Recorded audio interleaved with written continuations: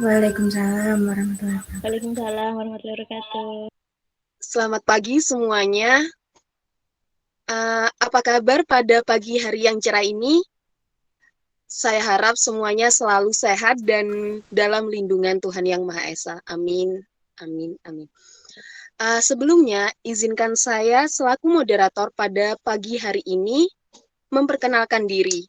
Karena kata pepatah, tak kenal maka tak sayang. Oke, nama saya adalah Maratus Soleha. Saya merupakan mahasiswi dari Universitas Negeri Malang, Prodi S1 Perpustakaan dan Sains Informasi, Angkatan 2018. Baik, tanpa berlama-lama saya yakin semuanya sudah siap untuk mendengarkan dan mendapatkan ilmu pada pagi kali ini, karena tema kita pada pagi kali ini sangat-sangat seru dan pastinya banyak manfaatnya. Tema kita adalah pelatihan klasifikasi DDC. Dan pemateri kita pada kali ini adalah pemateri yang cukup sangat luar biasa, yaitu Satria Fikri Hidayatullah. Oke, sebelumnya izinkan saya selaku moderator untuk membacakan CV dari pemateri kita kali ini.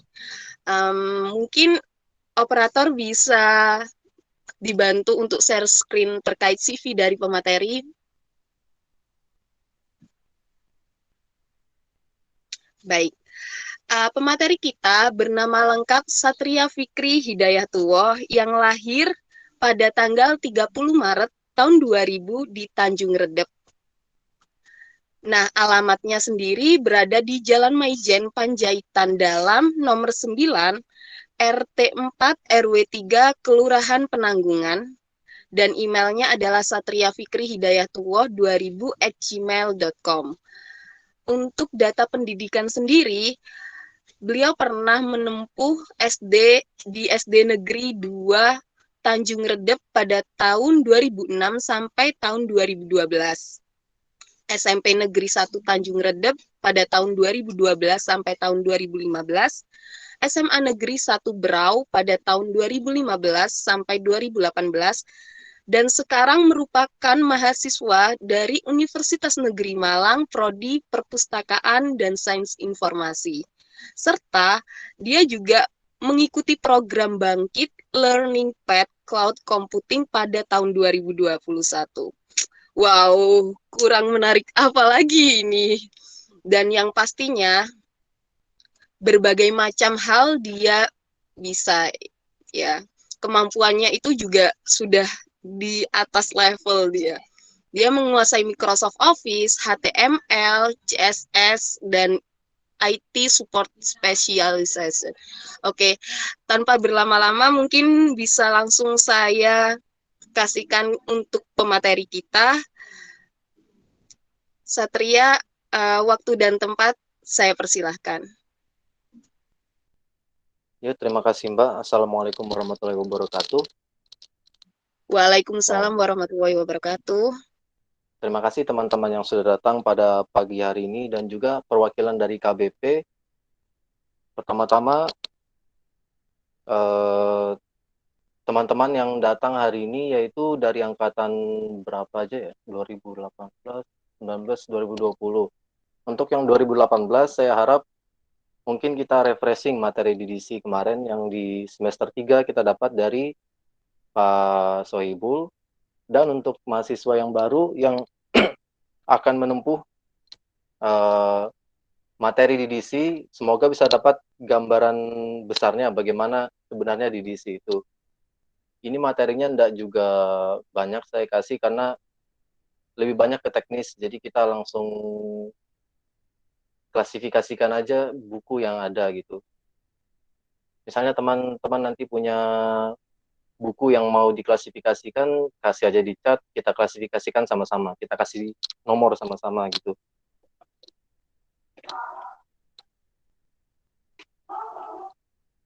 Nah, ini dia. Kami dari tim pengabdian mahasiswa Dana PNBP Universitas Negeri Malang 2021 ngomong-ngomong.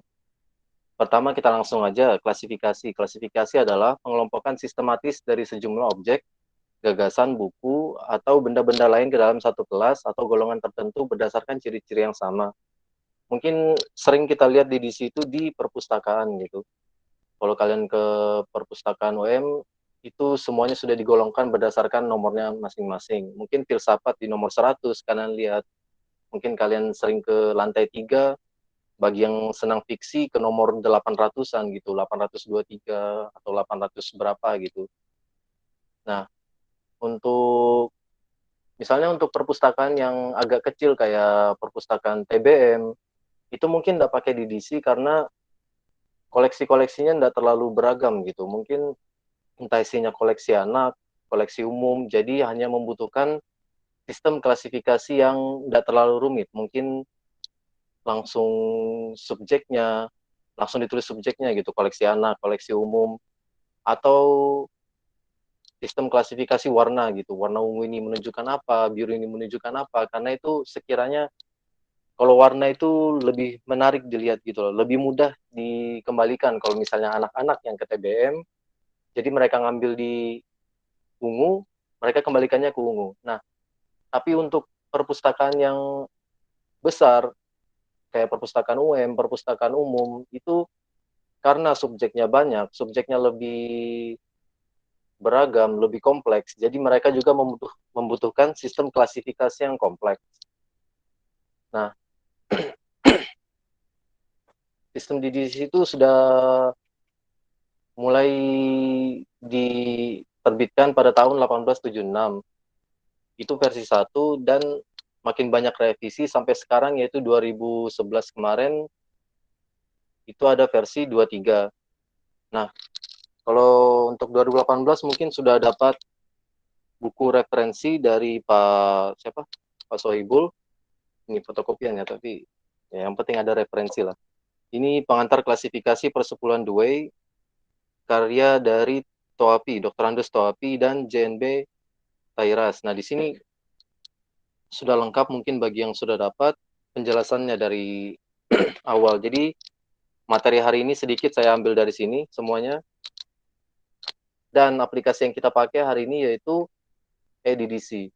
Ini bukan sebagai pengganti DDC yang asli, tapi ini setidaknya mempermudah pekerjaan kita gitu loh. Nggak perlu ada buku yang tebal banget. DDC kan, DDC itu sebenarnya bukunya tebal. Ada 7 tumpuk buku gitu loh. Lebih tebal dari kitab kita gitu loh. Nah, kalau kita lihat, daripada kita cari-cari di buku gitu, kita bisa tinggal ngetik gitu. Pas misalnya kita mau cari fiksi Inggris, tuh langsung ada. Kita mau klasifikasi, langsung ketik 823. Nah, ini mudahnya di sini. Ini bisa di-download, ntar saya carikan linknya. Bentar. Apa linknya kemarin ya? Oh, ini dia, ini dia.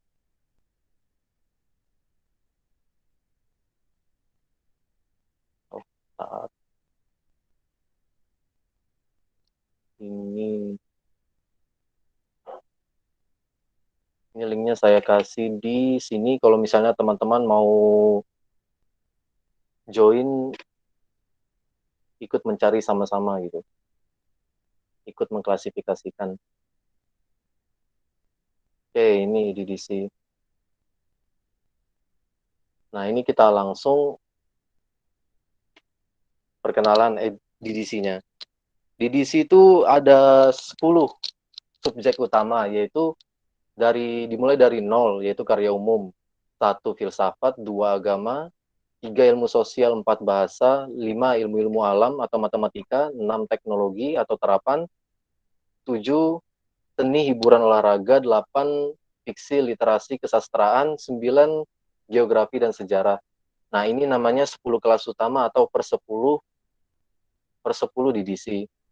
Nah, lalu di dalam tiap-tiap persepuluhan kelas ini ada lagi di dalamnya kelas lagi. Nah, ada 01 itu bibliografi, 02 perpustakaan, 03 ensiklopedia umum, dan lain-lain. Tiap kelas pokoknya ada kelasnya lagi, itu namanya per 100 DDC. Nah, lalu kalau diklik lagi, nah ini DDC yang aslinya. DDC yang versi fullnya. Yang versi fullnya, misalnya 314, ini statistik umum. Baru ada lagi semua ilmu pengetahuan, setiap ada perkembangan ilmu pengetahuan, pasti DDC itu akan diupdate. Tapi yang terakhir kita lihat 2015,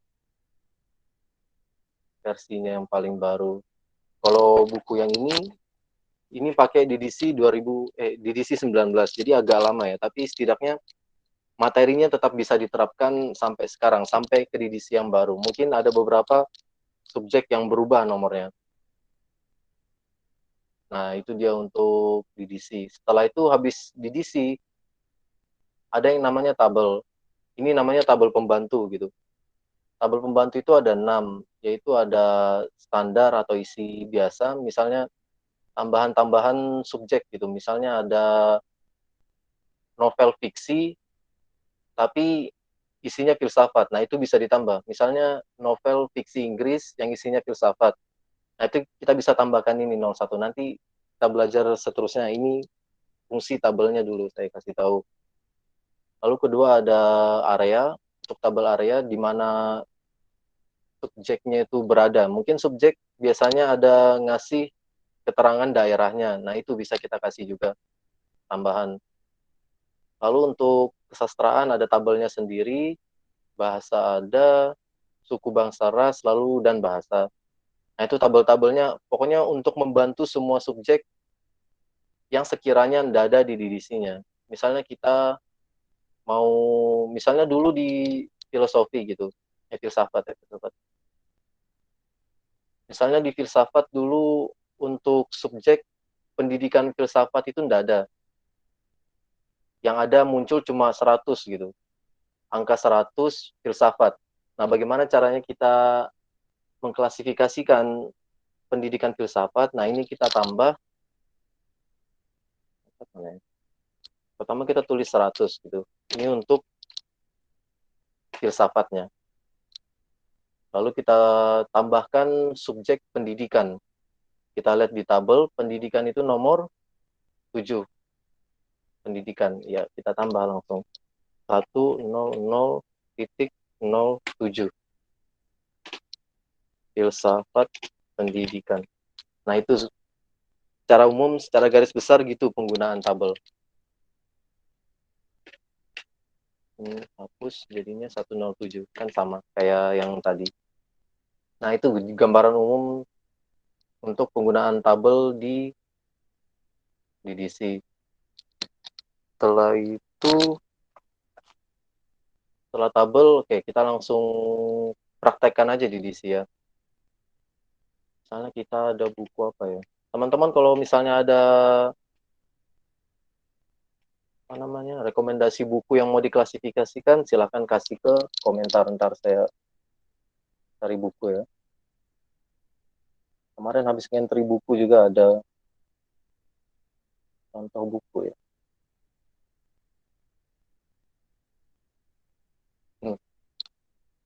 Contoh buku pertama, Manajemen Konflik Rumah Tangga. Manajemen Konflik Rumah Tangga. Mana bukunya?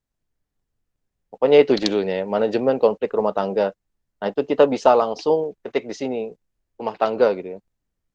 Rumah tangga. Kita cari. Nah, ini ada, manajemen rumah tangga. Kan enak, langsung bisa diklik 640 gitu. Berarti bukunya punya nomor klasifikasi 640 untuk manajemen rumah tangga.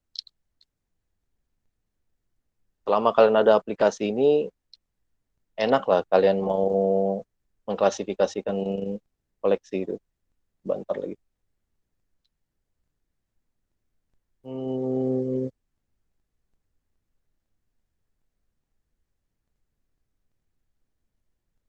Mana lagi? Laskar Pelangi itu, misalnya Laskar Pelangi. Laskar Pelangi. Laskar Pelangi itu kan fiksi Indonesia ya? Fiksi Indonesia. Fiksi Indonesia. Misalnya kita mau mengklasifikasikan Laskar Pelangi. Nah, di sini tulisannya fiksi Indonesia ada di nomor 810 atau 813 gitu, fiksi Indonesia. Tapi kalau di perpustakaan kalian lihat biasanya fiksi Indonesia nomornya bukan 813 tapi 899.221. Nah, itu karena untuk edisi versi internasional Indonesia tidak masuk 813. 813 itu 813 itu di negara mana ya? Kalau tidak salah pokoknya bukan negara Indonesia, dia negara Eropa mungkin. Pokoknya Indonesia tidak masuk. Jadi Indonesia itu masuk, kita butuh bantuan tabel. Jadi cara kerjanya itu kita ketik 8 untuk sastra Indonesia, untuk sastra gitu. Baru kita cari, kita butuh bantuan tabel. Tabel yang saya bilang tadi. Mana sih? Tabel bahasa bahasa Indonesia. Baru tambahkan angka ini. 99.221. Nah, itu cara kerjanya. Jadi kalau di edisi internasional Indonesia tidak masuk di edisi yang versi fullnya. Jadi dia masuk di tabel ini.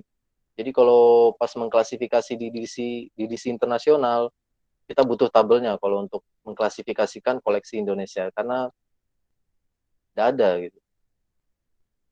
Kita butuh tabel. Habis itu ini untuk Laskar Pelangi ya. Ini Laskar Pelangi. Apa lagi? Ada yang kasih saran buku kah? Tidak ada ya. Buku apa lagi? Buku. Buku.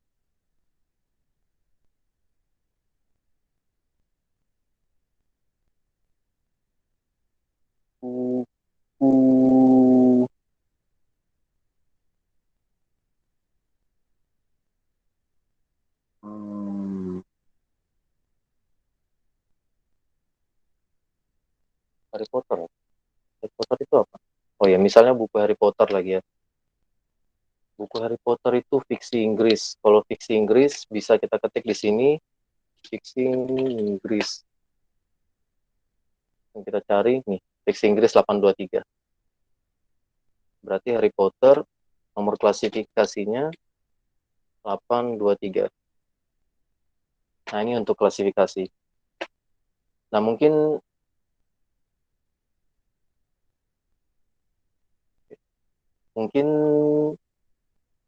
kalian bertanya-tanya kenapa kita harus belajar di DC gitu. Soalnya kan lebih mudah kalau kita lihat katalog perpustakaan. Misalnya kayak Laskar Pelangi Perpus. Nah, kita ketik gini langsung muncul gitu kan. Tuh anunya. Nomor panggilnya atau klasifikasinya. Atau Harry Potter gitu. Harry Potter Perpusnas. Nah, ini Suaranya kok langsung kecil muncul. ya? Hmm? Kecil gak, Pak? Suaranya kecil saat Oh, ntar. Dari tadi kecil atau... kalau di saya tidak, mungkin ada di beberapa orang yang kecil gitu mungkin. Sat. Oh ya. Kedengaran kah sudah? Aman? Aman. Mungkin ada yang lain yang suaranya Satria masih kecil mungkin. Mungkin? Aman? Aman kok, Sat. Yoi. Lanjut aja nggak apa-apa. Yoi. Sampai mana tadi?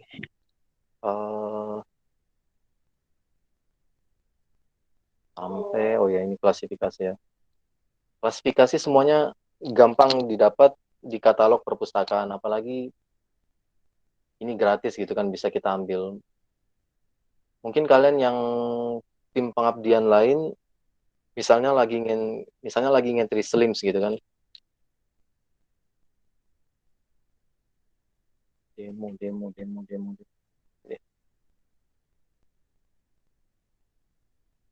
demo. Ntar saya bukakan Slims supaya bisa dipraktekkan gitu. Mungkin nanti suatu saat kalian menghadapi Slims, gini caranya supaya lebih cepat ngentrinya gitu. Mana di folder? Oke.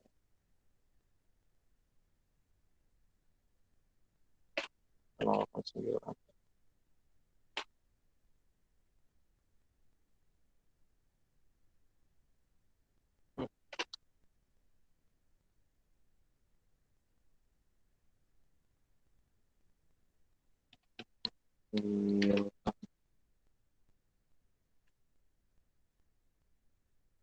Sembilan. Tuh, tanda.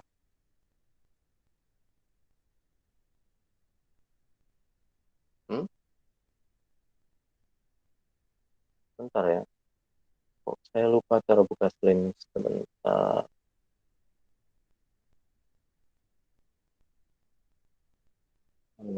Oh, anu aja ya.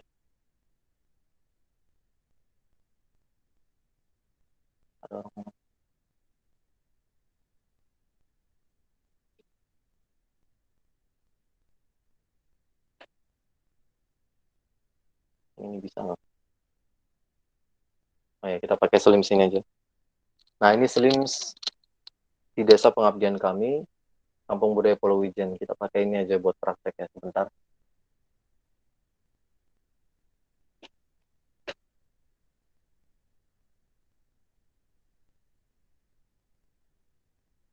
Oh. Bentar.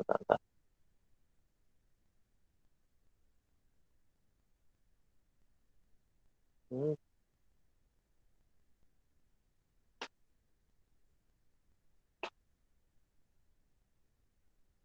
bentar teman-teman. Saya lupa Mungkin passwordnya. sembari nunggu Satria, bisa yang lainnya juga buka laptopnya, kita belajar bareng, praktek bareng seperti itu sih.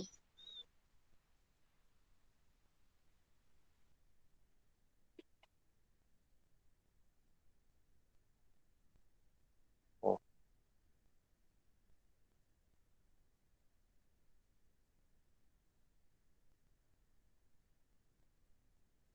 oke, masuk. Hmm,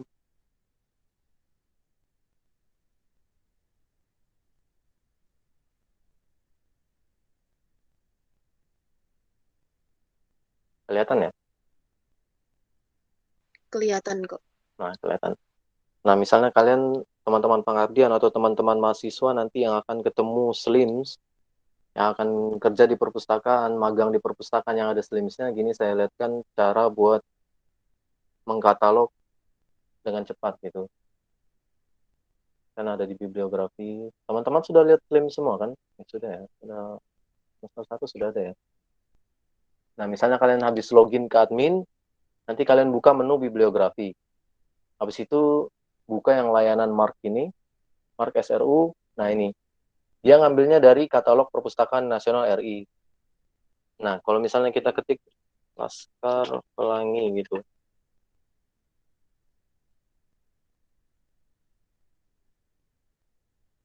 Di sini kita langsung masukkan cantumannya. Nah, ini dia. Nah, ini novel. Ini bukan novelnya, rekaman videonya. Nah, ini Laskar Pelangi. Mana-mana aja lah. Nah, misalnya ini Laskar Pelangi gitu kan, buku Laskar Pelangi. Nah, ini kita tinggal centang gini, baru simpan cantuman mark. Nah, ini sudah tersimpan di database kita. Nah, ini di balik layar Laskar Pelangi. Nah, tinggal kalian tambahkan covernya kalau misalnya tidak ada. Habis itu nambahkan eksemplarnya. Nah, semudah itu kalau buat katalogisasi di Slims. Jadi tidak perlu susah-susah misalnya kita entry satu-satu, nanti pas di bagian klasifikasi buka EDDC lagi. Tidak perlu gitu. Jadi mudah aja pakai layanan Mark SRU ini. Tapi kita belajar di sisi agak penting sedikit. Misalnya ada buku yang belum tercantum di Perpustakaan Nasional. Nah, itu bagaimana gitu kan? Bagaimana caranya kita mengentry. Bagaimana caranya kita tahu nomor klasifikasinya kalau di katalog Perpusnas saja tidak ada. Nah, itu fungsinya kita belajar dasar di sini. Setidaknya kita tahu kelas utamanya aja per 10 atau per 1000-nya gitu loh. Kita tahu. Jadi kalau misalnya yang gampangannya langsung aja. Langsung kita masukkan, enggak usah kita detail-detail gitu loh. Misalnya ilmu ekonomi, ya sudah langsung aja 330 ilmu ekonomi gitu. Enggak usah susah-susah. Setidaknya kita tahu dasarnya gitu. Kalau kita ditempatkan di tempat yang tidak terlalu kompleks koleksi-koleksinya, ya kita setidaknya bisa segitulah. Setidaknya kita tahu bagaimana caranya mengklasifikasi, mengkatalogisasi koleksi yang ada di perpustakaan tersebut. Nah, itu untuk SLIMS. Dah. Untuk prakteknya sampai di situ. Ya, Untuk praktek dan pelatihannya sekian, dan mungkin ada yang ingin bertanya atau ingin menanyakan buku yang ingin diklasifikasikan gitu mungkin. Silakan tanyakan aja, mungkin ya mungkin ada materi yang tidak dimengerti, kita sama-sama belajar, tanyakan aja. Ya, mungkin ingin mengetahui kenapa sih harus pakai DDC, kenapa kok nggak pakai yang lain, apa ada klasifikasi lainnya, kayak gitu mungkin bisa ditanyakan aja semuanya, pakar.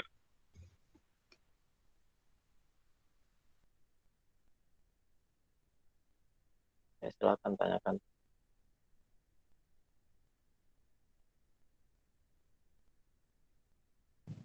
Saya boleh bertanya?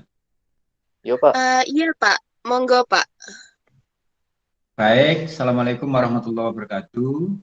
Waalaikumsalam warahmatullahi wabarakatuh. Buat kita semuanya, selamat ya kepada tim dari UM Perpustakaan yang sedang melakukan pengabdian masyarakat begitu ya kepada Kampung Budaya Polujen. Saya Ki Demang atas nama Kampung Budaya Polujen.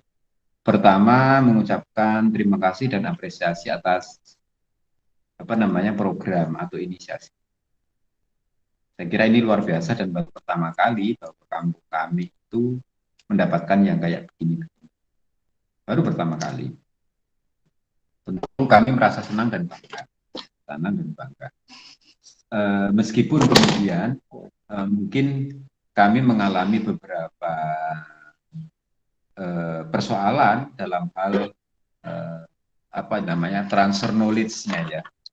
Transfer knowledge-nya karena kami harus melakukan proses adaptasi, di mana adaptasi begini ini bisa dibilang mudah ya mudah, gampang ya gampang, sulit ya sulit. Memang kafe tergantung pada itu.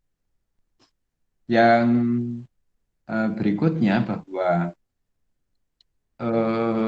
nampaknya ini akan menjadi satu-satunya model digitalisasi terhadap semua, jadi terhadap salah satu ya, katakanlah salah satu yang ada di Kampung Budaya Polujen. Nah, itu perpustakaan, dan itu mungkin perlu. Perpustakaan Kampung Budaya Polujen, saya ceritakan sedikit bahwa memang itu dulu diresmikan oleh wakil wali kota Pak Sutiaji, waktu itu jadi wakil. Sumbangan dari Widagama dalam perjalanannya memang tidak terurus karena memang sistem pengelolaannya konvensional, dan beberapa koleksi hilang, hampir sekitar 500-an koleksi hilang Pak. Itu yang kemudian membuat koleksi-koleksi bagus lah mungkin itu hilang. Itu yang membuat bahwa Kampung Budaya Polujen itu stagnan. Perpustakaannya stagnan.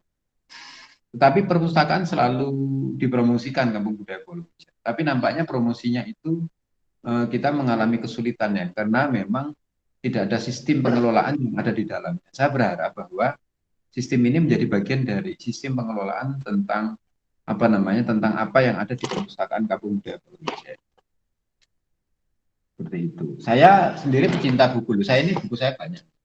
Ini masih di kantor ruangan saya, belum yang di kantor saya gitu kan. Buku saya sendiri juga banyak. saya memang penulis buku, jadi ya saya penulis, jadi ya akhirnya cinta terhadap. Nah, terus oleh karena itu bahwa sih bagaimana inti pertanyaannya adalah bahwa kemudian setelah didigitalisasikan semua perpustakaan ya sebagai bagian dari satu gitu kan peningkatan teknologi dan kemudian alih fungsi atau adaptasi terhadap kebutuhan saat ini gitu ya. Maka karena digitalisasi, maka peluangnya di mana? Apakah hanya kemudian sebatas pada perpustakaan ini? Itu pertanyaannya adalah bahwa kemudian hanya sebatas melakukan katalogisasi gitu ya. Yang kedua, apakah kemudian juga merambah ke apa itu namanya itu apa? Dan katalog itu apa itu namanya koleksi-koleksi saja gitu. Atau yang bagaimana? Nah, itu pertanyaan bahwa kemudian memungkinkan enggak ini ditumpangi katakanlah promosi pendek tentang kampung, tentang apa isian kampung atau mungkin yang lain-lain kan. Di dalam apa itu namanya semuanya itu namanya apa? Kontennya bisa nggak ditambahi dalam pengembangannya bisa begitu nggak? Atau memang difokuskan hanya untuk kemudian perpustakaan untuk literasi ya, untuk melakukan digitalisasi terhadap perpustakaan. Gitu. Mungkin karena buku bisa saja hilang, tapi karena terdokumentasi di sini menjadi tetap utuh. Jadi kalau katalog itu kan sebenarnya kita hanya berkejaran pada ini. Katalog itu katalog dan kategorisasi atau klasifikasi apa itu namanya library perpustakaannya itu kan banyak-banyakan stok, jadi banyak-banyakan buku mana yang kemudian dimasukkan. Nah, sementara kita masih sedikit dan kemudian kurang menarik gitu ya bukunya banyak anak-anak sekolah. Nah, depannya itu yang bagaimana yang kemudian bisa kemudian ini bisa dikembangkan. Berikutnya pertanyaan berikutnya adalah bahwa tentu ini akan disaring dengan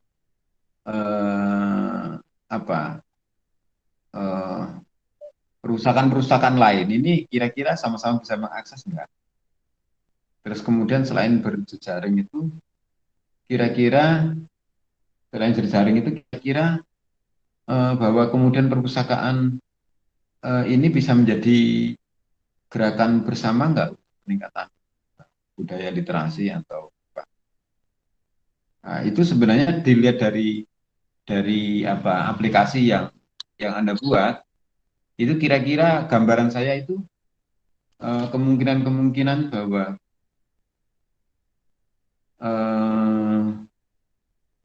mungkin konvensional ya kalau orang mau pinjem atau pengunjung itu kan konvensional sebagai kemarin masukannya itu kan sistem yang kemudian harus dibangun meskipun saya melihat bahwa itu adalah jejaring dengan kampung-kampung literasi yang lain memungkinkan tidak. Terus kemudian tadi ya dari pertanyaan nomor 3 dan kemudian nomor 2 nomor 3-nya ya. Jadi yang pertama tadi itu kan soal apa? Soal peningkatan apa namanya kuantitas ya. Dan kemudian melakukan kategorisasi. Yang kedua adalah mungkin bentuk maintenance. Yang ketiga adalah soal jejaringnya. Jejaring dengan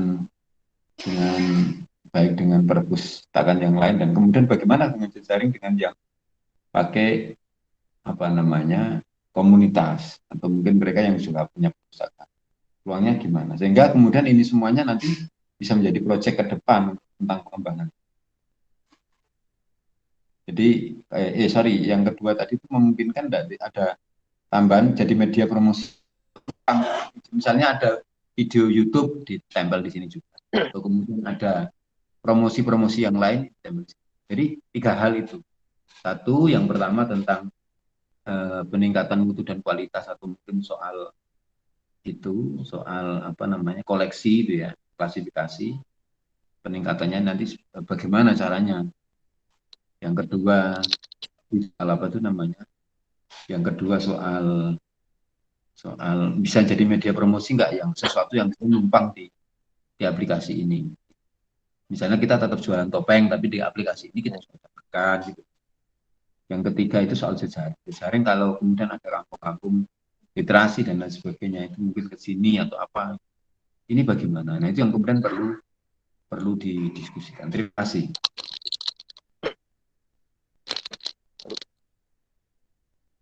Ya, terima kasih di Demang, Pak Isa.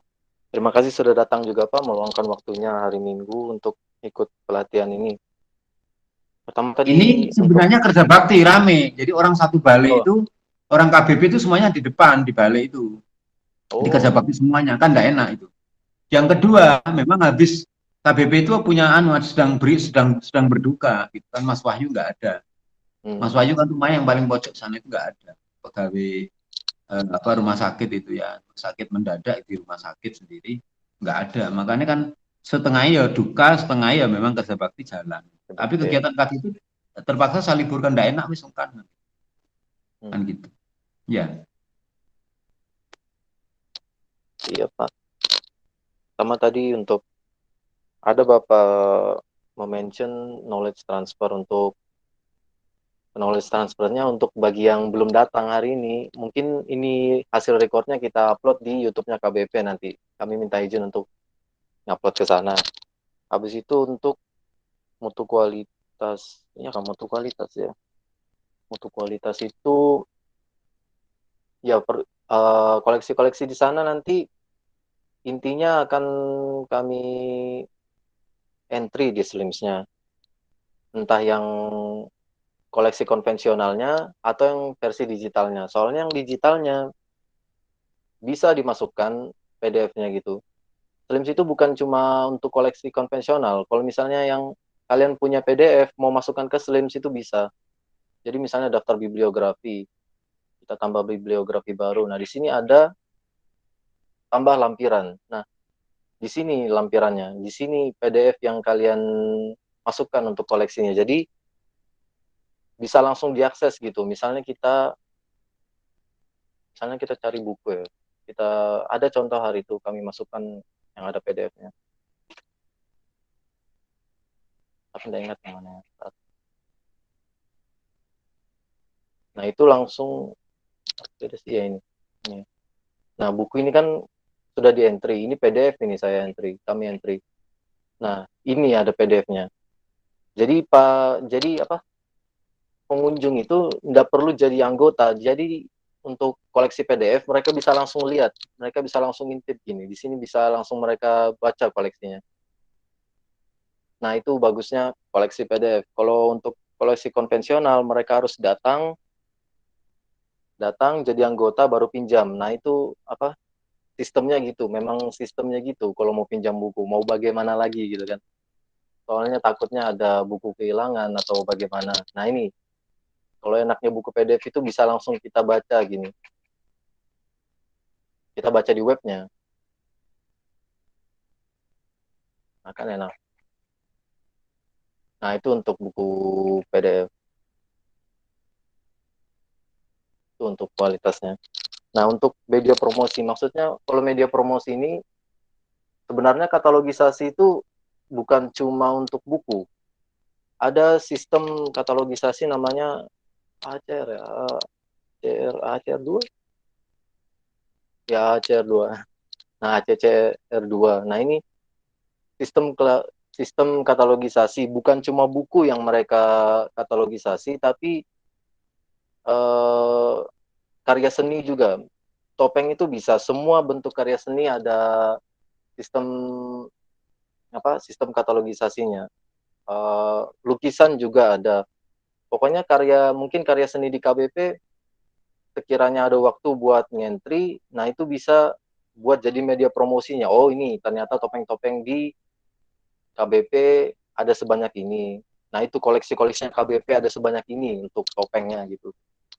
Nah, itu untuk katalogisasi sebenarnya bukan cuma buku, tapi semuanya bisa, semua bentuk karya intelek gitu. Semuanya bisa juga, di Slims juga bisa. Soalnya kategorinya ada semua. Walaupun tidak ada, bisa ditambahkan kategorinya. Nah, itu untuk materi Slims ya. Nggak usah terlalu dalam dipelajari. Untuk lain kali mungkin. Nah, habis itu untuk jejaring. Jejaring ini misalnya ada desa lain yang mau ikut gitu. Ya bisa, misalnya mereka mau numpangkan koleksi mereka. Ya bisa, soalnya di fiturnya Slims ini ada fitur lokasi. Jadi misalnya kita ngentri buku, ada bisa kita tambahkan lokasinya. Mana ya? Bisa ditambahkan di lupa lagi saya. Pokoknya ada tempat kita nambahkan tempat keberadaan koleksi. Jadi misalnya mau banyak perpustakaan di web perpustakaan Kampung Budaya Polewijen bisa. Mungkin di RT sebelah punya perpustakaan bisa, kalau mau numpang kita gitu ya bisa. Tapi tetap namanya Kampung Budaya Polewijen. Koleksinya tapi keterangannya ada di RT sebelah gitu. Mungkin RT 4 atau RT 5. Nah, itu untuk jejaring. Mungkin bagi perpustakaan yang masih konvensional bisa melihat KBP gitu kan, jadi patokan ini dia perpustakaan digital. Mari kita gerak sama-sama gitu. Mungkin mahasiswa pasti mahasiswa perpustakaan datang ke kampung itu. Pasti mereka kalau pernah mention digital pasti ya Slims pasti itu. Nggak mungkin yang lain. Pasti yang paling populer Slims gitu kan. Pasti mereka instalkan Slims. Kalau kepala desanya, ketua RT-nya tahu, Mas tolong instalkan Slims, ya sudah pasti mereka tahu, mereka ada ilmunya. Nah, itu untuk gerak sama-sama ya tinggal tunggu mahasiswanya aja. Atau bagaimana lah caranya gitu. Intinya bisa kita gerak sama-sama. Pasti ada suatu saat mahasiswa datang ke desa tersebut, ke RT tersebut, untuk mengelola perpustakaan konvensional. Perpustakaan konvensional tidak akan selamanya konvensional. Pasti mahasiswa perpus pas lihat konvensional, bagusnya digital nih. Ayolah kita instalkan Slims. Pak, ada komputer nggak Pak yang bisa dipakai? Pak, ada webnya kah? Nah gitu. Mindsetnya anak perpus dari awal ya ada IT-nya gitu, dari semester 1. Sudah dikenalkan IT. Jadi kami bukan belajar cuma tentang perpustakaan, bukan belajar katalogisasi tiap hari, bukan cuma di DC, bukan cara nata buku, pelayanan, bukan. Kami ada beberapa persen agak besar, mungkin 1/3-nya teknologi, sisanya perpustakaan gitu. Nah, itu untuk jejaring. Ya, untuk pertanyaannya Pak Isa, gitu saya bisa jawab. Mungkin ada pertanyaan lagi Bapak? Atau yang lain mungkin ada yang mau tanya, silakan.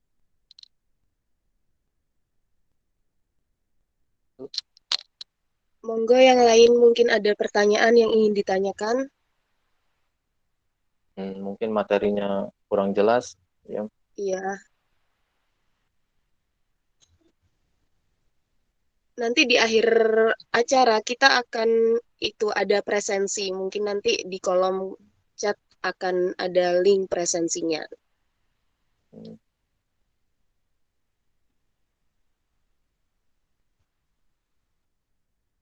Silakan teman-teman kalau ada yang mau ditanyakan lagi.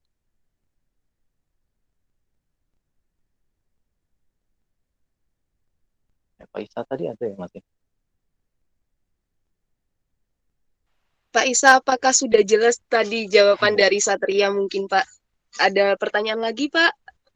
Atau sanggahan? Iya, gini loh. Sekarang bagaimana cara meningkatkan sosialisasi bahwa aplikasi ini ada, aplikasi ini sampean buat. Gitu. Kalau saya sih punya ide aja bahwa kemudian ya kayak diadakan webinar, tapi ya mungkin terbatas. Tapi bercerita tentang isi buku, tentang teknik-teknik ya kayak begini ini sebenarnya lebih sering agar orang kemudian mengenal. Nah, sekarang persoalannya kan ini banyak yang nggak mengenal, warga ini kondisi seperti ini. Ini yang ikut siapa saja sih sebenarnya? Ada anak KBP nggak? Yang KBP perwakilan Bapak perwakilan kayaknya, Pak. Iya, Perwakilannya cuma hanya saya, yang lain Bapak teman-teman dari sendiri ya. perwakilan Yang lain teman-teman Mm-mm. perpustakaan, Pak. Oke, dari jadi saya berbagai pikir, angkatan. jadi saya terus terang senang bahwa ada aplikasi. Tapi kemudian aplikasi ini perlu kemudian ada teknik transfernya untuk kemudian kita ini nanti juga bisa ngisi gitu ya, bisa upload gitu kan. Hmm. Nah, itu perlu juga nanti.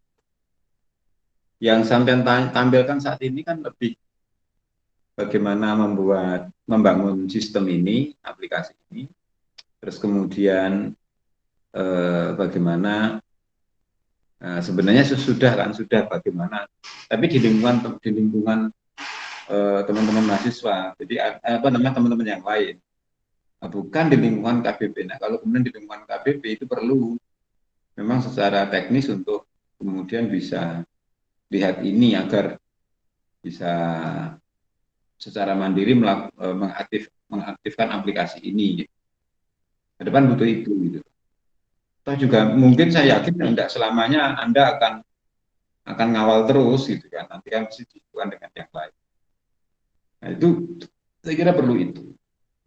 Kebutuhan yang kedua adalah bahwa publikasi ke media. Anda harus melakukan publikasi kepada media bahwa sesering mungkin Anda membuat rilis bahwa perpustakaan Kampung Budaya Policin dalam rangka pandemi COVID begini gitu ya, membuat aplikasi untuk mempermudah peningkatan peningkatan budaya literasi, gitu. Misalnya kan gitu. Nah, di mana kemudian pengunjung bisa masuk pada alamat ini sehingga bisa aplikasi, bisa memanfaatkan fasilitas ini. Nah, itu perlu sosialisasi dirilis gitu kan, dirilis berita atau kemudian disosialisasi dengan cara mengadakan acara-acara seperti ini. Yang tidak lagi teknis, mungkin acaranya adalah sudah masuk pada materi. Misalnya bicara literasi tentang kuliner Nusantara, literasi tentang topeng, literasi tentang itu perlu kemudian dibangun melalui ini, dan ini ada jejaknya, jadi ada jejaknya perpustakaan. Sehingga ke depan siapa tahu kami bisa ikut lomba karena kami punya perpustakaan digital gitu. Kami bisa ikut lomba, kita ikutkan lomba kan. Lomba di mana dulu yang membangun adalah teman. Jadi penting Mas, itu masukannya adalah memang peningkatannya adalah di soal sosialisasi bahwa ada perpustakaan berbasis digital di Kampung Budaya. Nah, lewat media apa saja boleh. Bentuknya bisa rilis, bentuknya bisa pembuatan video yang kemudian nempel linknya, atau kemudian misalnya video itu bisa nempel juga di situ enggak. Atau kemudian yang berikutnya adalah bahwa kemudian dengan adanya aplikasi ini juga menunjukkan ada profilnya, profil KBP itu bisa juga ada di dalam. Nah, itu yang penting, perlu usulan saya sih, perlu ditingkatkan. Mengenai masalah teknis misalnya, ini ada biasanya saya kirim ini ada buku, tolong kemudian dimasukkan ke aplikasi ini. Nah, itu kan udah biasa. Terus kemudian ada kegiatan kalian ngambil gambar gitu aja kan, mungkin biasa kan, karena memang ya biasa kan gitu. Tapi bagaimana yang menjadi luar biasa ini, itu peringatan sosialisasi. Biar jejaringnya itu tahu juga KBP itu punya perpustakaan. Kira-kira ya. Yep. Baik, Terima Pak. kasih Terima masukannya, kasih. Pak.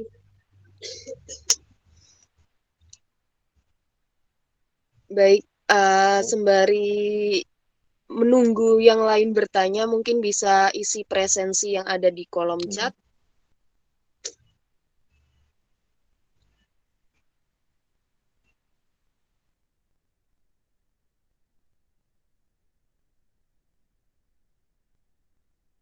Silakan kalau ada yang mau bertanya.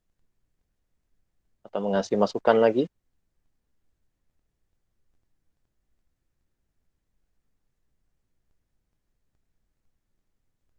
Hmm, Mungkin karena nggak ada lagi yang Mohon mau maaf, bertanya, kita ya. sudahin aja ya. Iya, Oh iya, eh, ada yang ingin bertanya kah? Iya, kan tadi prakteknya menggunakan Slim kan, sedangkan aplikasi di perpustakaan kan banyak, ada Open Bibliografi, ada InListLite.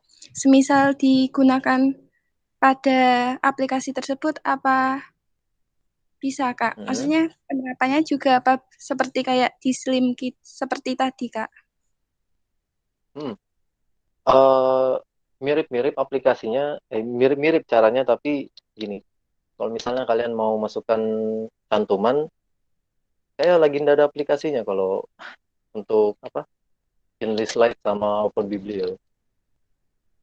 Lama nggak saya buka, atau ada kalah. Nah, Open Biblio itu cara gampangnya gini, misalnya kita mau ngambil cantuman dari Perpustakaan Nasional gitu, kita ketik dulu judulnya Laskar Pelangi misal.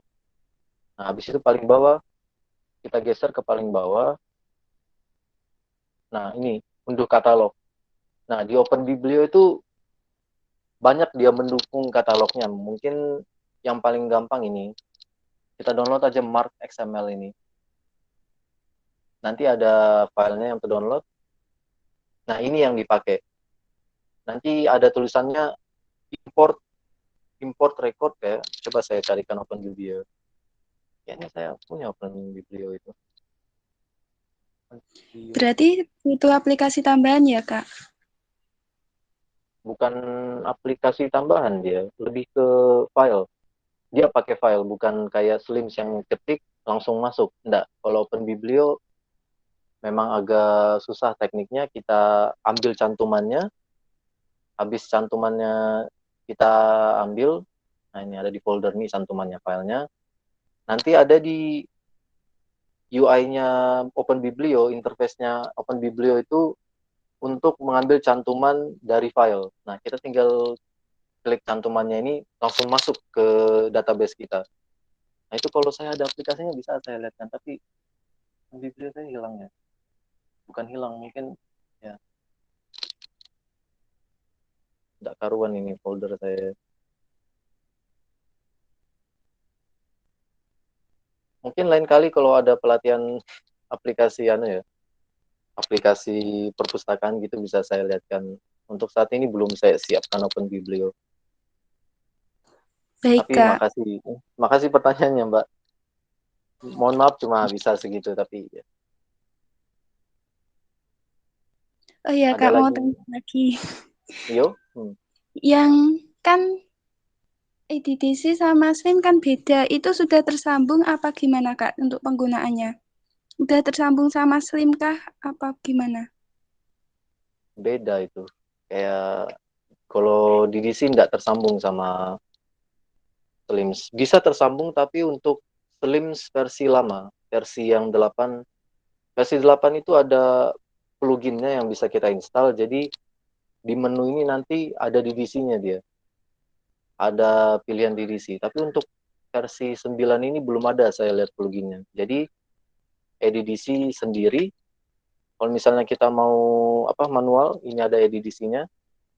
Habis itu kita masukkan sendiri klasifikasinya. Oh, baik, Kak. Mungkin lain kali bisa diadakan pelatihan tersebut, Kak. Ya, untuk aplikasi perpustakaan yang lain ya mungkin nanti. Ya, terima kasih masukannya, terima kasih pertanyaannya. Siap, Kak. Terima kasih kembali. Iya, ada lagi yang mau tanya?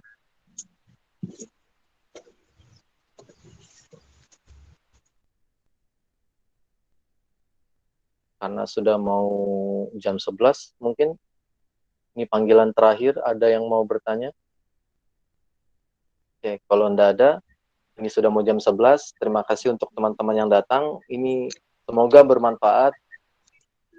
Saya kembalikan ke moderator. Baik. Terima kasih untuk pemaparan materi serta pelatihan yang sangat-sangat luar biasa dan bermanfaat pada pagi hari ini. Saya harap semua peserta dari pelatihan kali ini dapat menarik segala manfaat yang tadi disampaikan oleh Satria. Amin, amin. Baik, karena waktu yang sudah mepet dan sudah berakhir, kami mengucapkan terima kasih atas kesempatan yang telah diberikan kepada kami untuk melakukan pelatihan kali ini, dan kami berterima kasih kepada seluruh peserta yang sudah menyempatkan hadir pada pelatihan kali ini. Kami mohon maaf bila ada kesalahan dan kehilafan dari kami. Wassalamualaikum warahmatullahi wabarakatuh. Terima kasih semuanya. Terima kasih Terima semuanya. kasih Pak Isa Nanti sudah kalau ada, datang. kalau ada pelatihan datang lagi teman-teman. Iya, mungkin bisa di lain waktu kita membahas terkait aplikasi lainnya. Yuk, Siap, presensi Mbak jangan Atus. lupa. Terima kasih Mas Satria. Widih, Mas Rijal aman. Jangan lupa presensi ya. Presensi. Baik, Kak. Ya. Angkatan berapa ya, Mas?